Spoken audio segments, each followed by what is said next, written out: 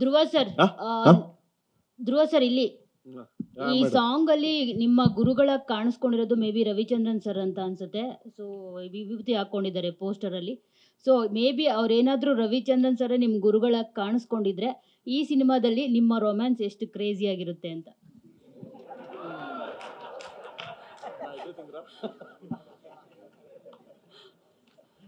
ಅಲ್ಲ ಮೇಡಮ್, ನಾನು ನೋಡ್ಬಿಟ್ಟು ಇದು ಕೇಳಬೇಕು ಅನ್ನಿಸ್ತಾ.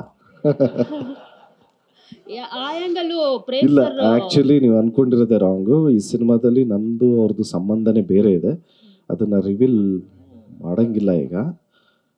ಸೊ ನೀವು ಅನ್ಕೊಂಡಿರೋ ಪರ್ಸ್ಪೆಕ್ಟಿವೇ wrong madam. Prem sir song ಅಲ್ಲಿ ಇದು ಶಿವನ್ ಬಗ್ಗೆ ಹೇಳೋ ಸಾಂಗು, ಆದ್ರೆ ಅಲ್ಲಿ ಹಿಂದೆ ಗದೆ ಇದೆ, ಮತ್ತೆ ರಾಮನ್ ಡ್ರೆಸ್ ಹಾಕೊಂಡಿರೋದು, ಬಿಲ್ಲು ಬಾಣ ಇಟ್ಕೊಂಡಿರೋದು ಎಲ್ಲ ಡ್ಯಾನ್ಸರ್ಸ್ ಇದ್ದಾರೆ. ಸೊ ಏನ್ ಸಂಬಂಧ, ಏನಾದ್ರೂ ಲಿಂಕ್ ಅಪ್ ಕತೆ ಸ್ಟೋರಿ ಮಗ, ಸ್ಟೋರಿ ಅಪ್ಪ. ಇದು ಕಾಳಿದಾಸನ್ ಒಂದು ಸ್ಟೋರಿ. ಓಕೆ, ಅದು ಸಾಂಗ್ ಫುಲ್ ಸಾಂಗ್ ನೋಡಿದಾಗ ಗೊತ್ತಾಗುತ್ತೆ. ಸ್ಟೋರಿ ಸಾಂಗ್ಸ್ ಇದು.